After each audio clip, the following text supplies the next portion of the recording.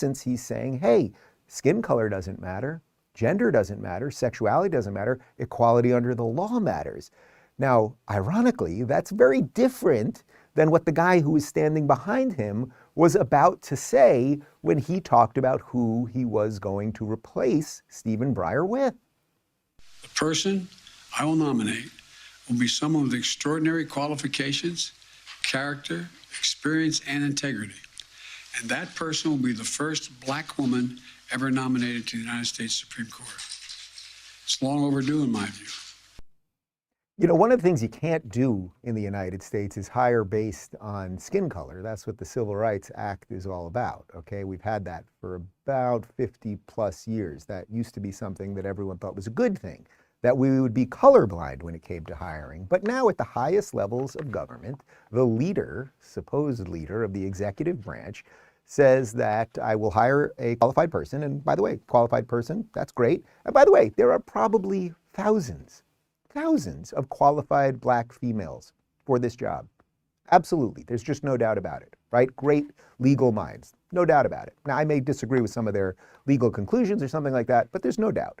The idea that you would say, this is the pool of people that I am choosing from because we better have a Black woman on there, is actual racism. It is the neo-racism that has been normalized by the left and has been used by sort of brain-damaged people like Joy Behar to convince average Americans that racism is actually good.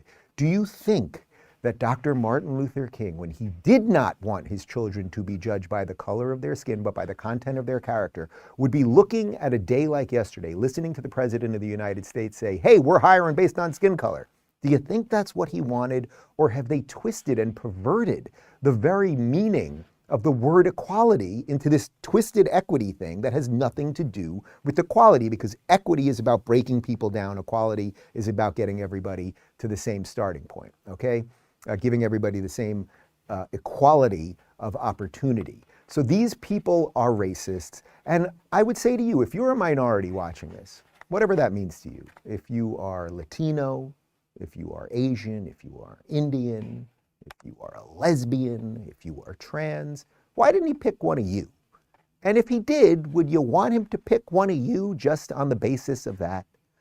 But think about it. There are no Asian Supreme Court justices.